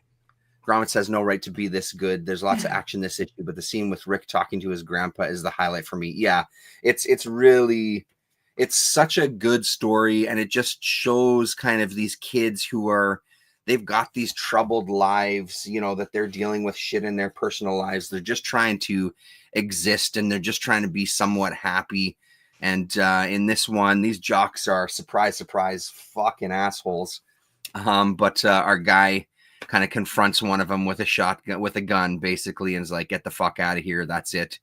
To which the guy kind of walks up to it and puts it in his forehead. The cops end up coming and shutting everything down. So this guy, this psycho jock guy, is basically, we're going to see him again. I imagine we're going to see him again in the last issue. And then we get the moment with the cops questioning the punks about what happened, and they don't believe him. What did you say to provoke them? That sort of thing, right? So this whole idea again of, you look different, so you're treated different, and that sort of thing, especially at that time. It's such a good book, and our 2 buds kind of end up kind of making amends with each other, which is really nice. Like it's so, they do so good at these intense moments, but then they're able to bring out like these really touching kind of human kind of character moments, right? Like it's such a good book, man. Yeah. And then the grandpa's there looking for his wife, and he's got to tell him that no, grandma's dead, grandpa. And you see him kind of like his head sink as that realization. So obviously he's dealing with some sort of Alzheimer's or something, and she's really let this place go to shit. It's the jocks that have trashed the place. So there's no even understanding that there's like a party that's happened, So yeah, it's really good. I'm curious how it's going to end, But I love this book. I'm so glad that I picked this up, that first issue. This is so great. There's such good writers. I'm completely involved in it. It's another one I'm going to be sorry to see go when that last issue happens. So I'm very curious how he wraps it up, though, or how they wrap it up. Sorry. Well, there's one book I'm gonna pick up from next year's January, I think. Is the Rick Remender is doing another book, so I'm definitely gonna put that one. Like read, of course, to see how it is, if it's gonna even thing. But I forgot the name now. But he's been advertising on his socials about it, so I definitely, that's the one book I kind of know I'm gonna pick it up. This is the book which you been showing to me, and I was like, maybe I should have read it, but now it's about to, like you said, 7 issues, so hopefully I'll be managing to pick it up. Because what I mentioned. So are you watching the show called Ink Pulp on YouTube? Ink Pulp on YouTube. I know the channel, but I haven't watched it in a long time. I know about it, but it's been years since I've watched it. So they do the same thing. Comic book artists doing the podcast / video kind of thing on YouTube as well. And they had in this conversation with the guy who did oh my god, why I'm blank. I was just thinking while you were talking about it, because it was fascinating just to because the story he was telling me. What is that called? About oh my god, what's wrong with me? Honestly, I had it. I just had it in my brain. Headloper. Oh, thank God. Oh yeah, right. Yes. Creator of Headloper had an interview with them, and he was telling me, literally telling the people how the comic book industry works, and especially Image Comics, and how much they charge the creators before you basically can actually be published in Image comic books. And my mouth opened up, and that's cruel. There's lots of shit going on. So they only sees you, or they accept your work if you have the first 5 issues or first 4 issues or something crazy, single issues. So that's the only time they will actually even consider publishing you first, or not telling even they don't want something that's incomplete. That makes sense. Yeah, they also charge you 30% of whatever value and of course they decide what value can be per issue. It all depends of your things. And the only time they actually get proper cash is actually when the series or whatever, not series, but the year finishes. And then they basically, or 6 months, they get you their first money from Image. That's what I've heard as well, that you have to have a certain amount of issues before you start kind of getting all of the money, or almost all of the money. And then he's basically telling how he started the Headloper, and I didn't realize, but the Headlopers actually started it from Kickstarter. So he created a Kickstarter. He got money from the people, us, whatever, comic readers, and then he managed to produce the first 3 issues that way. So he self-published himself, and he's saying by self-publishing himself, he actually made more money what his Headloper did when Image took over. Yeah. And then he has not seen the money for, as I say, 6 months later, he actually seen some sort of money coming towards it. Right. And the people were like, the guys who were talking to him, so what do you feel like? Do you feel like do you want to go back doing your own publishing because you make more money? It's like value, but the amount of time you have to spend in order to get the value is hell of a lot, because you become everybody. You decide how it looks like, like publishing with the paper, who you're gonna employ to print your book, and blah blah blah. But he actually can make more money out of that by going to Comic Cons and selling his own book himself, when actually going with a publisher. And you're like, wow. Then the thing is, when you do all that yourself, then you're taking away your time of creating your comic, right? Because now you're dealing with publishers, you're dealing with test prints, you're dealing with promotion, you know what I mean? And it's just like mind-boggling how this works. And then we're talking about the people, basically generally the love story of Image comic books, how it came about, because they wanted to get rid of the DC and Marvel and go this, the way that route they think is correct way. But then it's like, is this correct way as well? Because when I listen for a creator who's basically telling the process of how he actually earns the money, is like, how many years in advance do you have to think before your actual book gonna be on the newsstand or whatever you call that? It's like, wow. So it's like, I mean, completely, obviously I'm a complete outsider to it, but I do sort of understand it. Because I mean, again, they're the publishers are the ones taking the risk. The publishers now have to do the work. They've got the connection. So basically you're paying for their connections to printer, to distribution, to all of that stuff. So you can create. But I also think that, like you're saying, they've always sold themselves as like this independent company. So it is a bit of a shock to hear that stuff for sure. I'll have to listen to that interview. I'm curious to what else he said. I was, but also they asked him, will you, like, because it's continuous, like now he has 3 volumes, and I think so he's going for 4th or 5th, or he already has done it. But anyway, so they asked him, are you continue? And he said, yeah, I am, like I'm still doing, he's still doing kind of like Kickstarter things for his own things, because he done Kickstarter for the Agatha, the witch head character. Which I didn't know, because I honestly have thought that Headloper has finished, because I have not seen Headloper anywhere, because maybe like you get distracted. Well, because it comes out with so many months in between it. Like it doesn't come out monthly. It's like a couple of issues a year or something. Like it's really not. So he has a series Agatha, and that Agatha the Witch is fascinating. It's free. It's funny, quirky. So apparently he's doing works of her coming out with her as basically stories about her as well. But it's just like, it's interesting to see. I mean, they're not even painting like not saying some things about whatever the process is. Not like fully, of course. There's not like everything open to you, but it's just it's really interesting to listen to people who actually in that kind of boat, and they work. Like who are they talking to and how they dealing with that situation. Yeah, every publisher is different for sure. Yeah. And I mean, I would, like I've always said, it's the big 3 images. It's Marvel, DC, and Image. It's not really, in my mind, they're a mainstream company, like somebody like Cosmic Lion is definitely more independent, because I think, Sean, you were the first one to even tell us about Cosmic Lion. I'd never heard of them before. And then, of course, the Howarth book is on Cosmic Lion. So yes, you were saying, because you were showing it that out. Anyway, I just wanted to mention that, because I was like, when I was listening. Sounds interesting.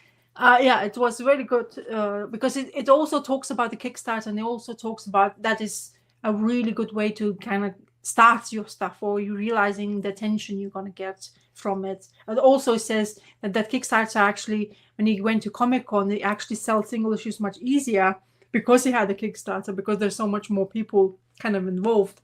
And also he talks about how much you have to actually think in advance, because you can cut the amount of money you need to produce, because you just start in something like that, you're not realizing how everything works, and every year the prices change. So you have to actually make sure you understand when you're actually going to print it, because you never know, the prices will change. And then you're going to have to put that from your own pocket to actually cover So it's so crazy, but it's fascinating to listen to people. It's creatives of comic books. I think it probably goes to show publishers and stuff too. Like if you've completed a Kickstarter, I'm sure that shows publishers, hey, I'm taking this seriously. I'm not fucking around.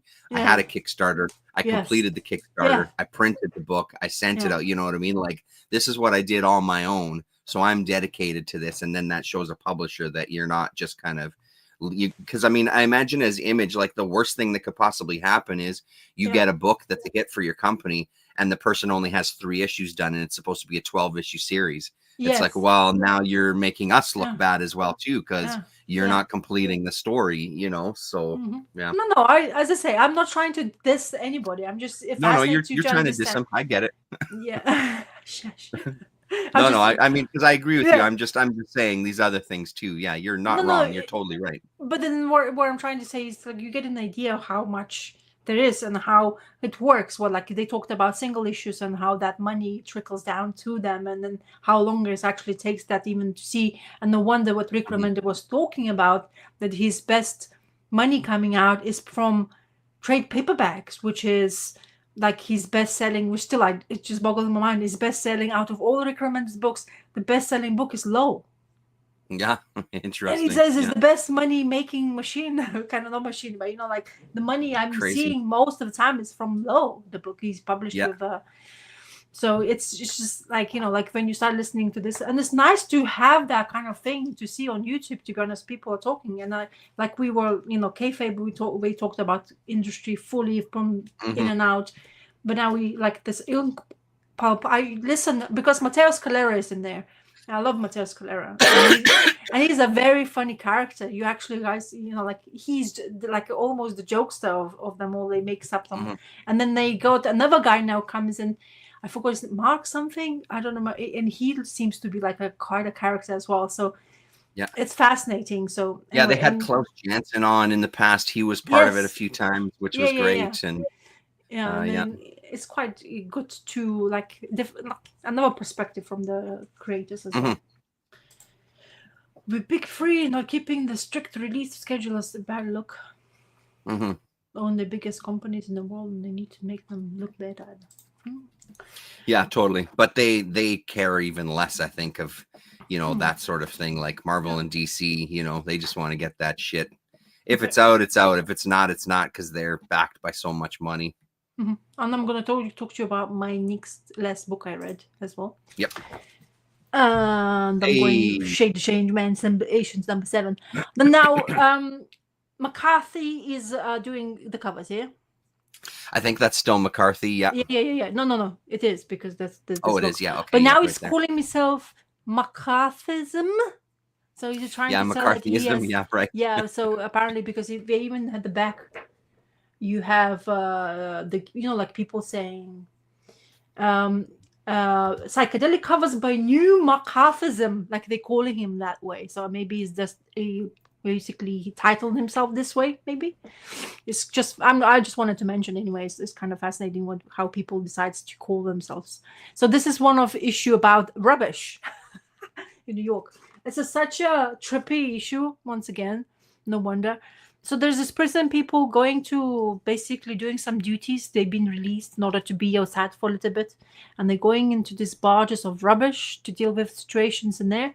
And one of the prisoner realized that they bury homeless people into the rubbish barges to get rid of the bodies because nobody's going to miss them. And the nameless. And, we're having this Shade and Changer Man and the thing they keep on chasing. What's they call, like, blanking the bad guy's name, is that Terrence helped me. I don't know, wasn't that like the American Scream or something like that? Yes, you see, there you go. Look at your memory, better than mine, even though I just read it. So he's basically around, and they basically, because of our changing man has not been having like fully capable of dealing with this the costume, and basically they've been jumped, like from, like let's say, so from LA to New York, and they don't realize they kind of become like driving there with the car from some places and then end up being in New York. It's based in New York, the storyline. So basically this prisoner realizes there's these bodies which they bury because nobody's missing them between the rubbishes, so everything stinks. And then when he goes back into prison, lies down and starts thinking about it, because he doesn't realize how bad it is, because there's people who they bury, they don't have no names and nobody knows who they are.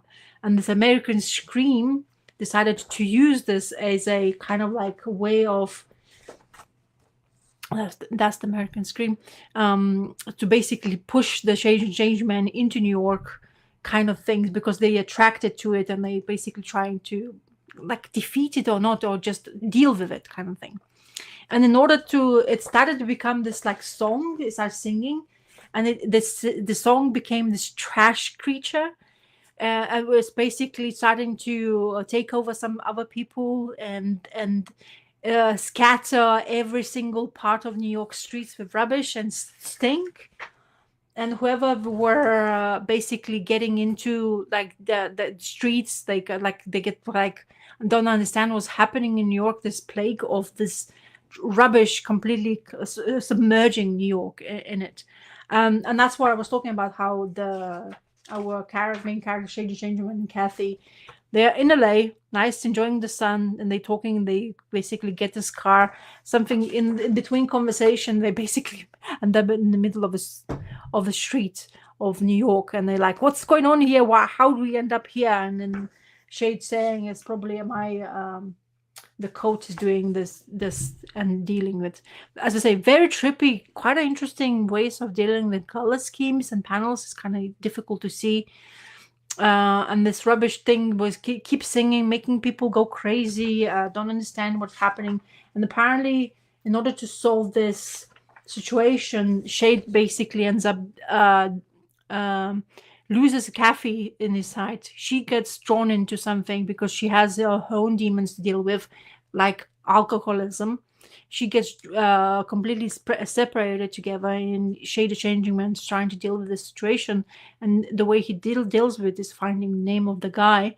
This prisoner guy was so fascinated by, who could not sleep anymore, and he went absolutely crazy and mesmerized, like completely out of whack until that happens. So it's kind of bizarre, wacky issue by itself. And Terrence is scratching his eyes out. Sorry, I'm here. But I enjoyed it. It's just one of these like wacky, crazy things. And then it basically tells the story of the guy who has been basically kind of morphed into him, and he went back into this life, how he became homeless and nobody knew about him. And what had happened to him is he was a kid on the farmland. We had a big dream, like a dream of America. I'll be a rich man when I come back. And he's lost. His dream wasn't true because he went to study. He didn't want to, he didn't go on his way. He started to drink, and from drinking, he went into, probably drugs, and end up having to be in the hospital, losing his leg, and homeless. There you go. End of the storyline. And they didn't know who he was, and his mom. This was the most saddest part of the storyline. Before he left on the train to New York, told his mom, "It's okay if you haven't succeeded. It's okay to go back home. It doesn't matter." And he's like, "No, what you talking about? Of course everything will be, because of the naivety of youth, I'm gonna slay, I'm gonna be the rich guy of all these things." And his mom says, "If it's not, like your mom always if nothing happens, you can come back. Don't worry." But we always never listen to our parents, because we know. Yeah. So it has that kind of hard way. Yeah, and the it's most amazing, how good it looks. I'm probably gonna reread this issue after hearing you talk about it. Yeah, I do vaguely remember this one, and just looking, like you're saying, like that one page where that blue is really obscuring the images on the page. Like it's such a good look, man. Yeah, I do have a memory of this one, for sure. Yeah, I think I might start with that one and that's really reread cool. that one. It's so good. I'm glad you're still digging it. Yeah, and then the next issue will be trippy as well, because apparently he's jumping back into San Francisco, and then apparently Kathy is not with him. Yeah. That's the one. I have that one as well. So, but Kathy's not with him, and she's panicking. She's basically starting to lose kind of a little bit of a, she has bad background, and she's into alcoholism, and then she kind of dropped it because whatever happened to her parents is another thing. He's still going. She's still having that to deal with, and the safety bet was him, to be honest. The look of the murderer, but she became so involved with. Oh, look, the advertisement on the back of the book. Clint Eastwood, Childish, the Rookie. I bet the movie was. I loved that movie anyway. Clint Eastwood stuff, I actually really enjoyed, especially. Yeah, Clint is okay. Yeah, I mean he's been still clicking and still doing some crazy stuff. He's still going. Apparently, his latest movie is being kind of not as advertised. And apparently they miss it. Apparently saying it's somebody's actually, it's really good, well-made movie, and people not talking about it enough. Maybe they he's too old and too senile, but he's still working. I mean, he's in his 90s, isn't it? Yep. I mean, he's up there for sure. Yeah. I think it's hard to compete. Yeah. The older you get in this modern modern art and things like that, right? So. Okay, that was my reading as well. So yeah, that's it. I have nothing else. Still stuff to read, but that's all that I read this week. Did you ask Santa for comics, or you did not? I did. I asked Santa for Blom book number 3. Oh. Uh-huh. That's all. That's the only one. That's the only comic I asked for. Actually, now that I'm thinking about it, I Yeah. asked for gift certificates, like gift cards to a bookstore, Yeah. because then I can just get whatever. But yeah, Yeah. that's the only comic stuff that I asked for this year, which is unusual. Usually, I ask for a few comics, but that's the only one. Yeah. I wanted to ask for the Sandman Mystery Theater, Yeah. but the compendium. But then I looked it up, and apparently there was some sort of issue with printing, or blah, blah, blah. I don't know exactly, but anyway. So Okay. I end up, because I actually want the hardcovers. It's more like that. Lobster Johnson is nice omnibus hardcover, and I was like, if I have one, I need to finish it, so I know I have it all, and I will be happy in my Yeah. mind as well. It's not never gonna be on a lurking mind, because I enjoy the work. So of course it will just put on my Magnolia kind of like theme Yeah. shelf. Now I can actually put it all together, so it's nice. And did you see there's new well, maybe it was already new for a long time, but there's new Mobius library book. It's called, Oh, really? yeah, it's called Mr. Mr. Doc. Oh no, yeah, we talked about it. Dr. Mobius. Is that the one you new Which one? one? Sorry. Dr. Mobius, it says. I don't know. I don't. That doesn't sound familiar. Oh, yeah. Yes. I have seen that cover. Yes. Oh, okay then. Yeah, I don't Well, I'm remember not if sure. you and I talked about it, but I have seen the cover. Yeah. I'm not sure if you did, but anyway, The new Richard Corbin library is out as well too. Book 4 of Dan. oh yeah. So the next book Yes. of the Richard Corbin library that maybe you want to consider trying to maybe get, because it's his last work that never got published before he died. Jose Oh. Villarrubia helped finish Oh, the yes. story off. Finished it Yeah. off. You So were talking that about one's it. Yes. coming out next year, which I can't wait for that, to see some previously unpublished, because I think book 4 of Dan is the final one, and then they start moving on. Or is that right? I don't remember. Anyway, book 4 is out now, and then next year they're going to have some stuff that's never been out before, which is going to be exciting. Do you know the name of it? I don't off the top of my head. I remember Okay. seeing it because I'm on a Richard Corbin Facebook group, and there was a cover of it. Mm-hmm. Let's see. Hold on. Stand by. Okay. We do. We are I standing. can tell you in one sec. If you can. Groups. Oh wow, you're on. Richard Corbin. Look at you. The Richard Corbin Facebook group, by the way, is really, really great, because it's filled with people from all over the world. So you get to see some different editions of books as well, which is super fucking cool. People post like sketches and things. Dimwood is what it's called. Dimwood. Well, interesting. Well, you're gonna have and to that remind comes me. out spring 2025. Oh. There's quite a few books in spring. It seems to be coming out. It already have to be like chunk of change. Yeah, totally. I think the Changing Man isn't it spring as well? They mentioned they're gonna come out. Oh, is that true? Yeah, I mean that would make sense, right? Having it spring. Yeah. I mean, I still think I might get that omnibus. I think I would like to have it. We'll see. Yeah, so it looks like Dan book 4 is the last one. What's this one here? Oh no, maybe. Book 5. I don't know. Yeah, no, you know what? Maybe there is, because they're showing a couple of different covers here, but they're not saying. Finally had time to read, blah, blah, blah. Released Den Volume 4. Oh, Den Volume 5 is Elements. Okay, so yeah, there is 2 more volumes. So 4 and 5 will be it for the Den. And then that Dimwood comes out spring of next year. That's crazy how much stuff it comes out. It's crazy. I mean, I hope they keep going. Apparently, Villarubia has a bunch of ideas of other stuff he wants to do. I would love, because I mean, the more books that I get, they look really nice up on the shelf. You know, it would be really great to have a complete or somewhat complete Richard Corbin library, like updated. I think would be a great idea. That's going to be a whole bookshelf soon enough, though. If that I was thinking about to say, do you have enough space for just? I will have space, but then I'll have to move some other stuff, because that's the shelf that also has my Francois Scoit and stuff on it. Yeah. It's got Love and Rockets on it as well too. So So yeah, I'm gonna have to. It's a fucking good shelf. It's a high quality shelf of really good cartooning. Yeah, amazing.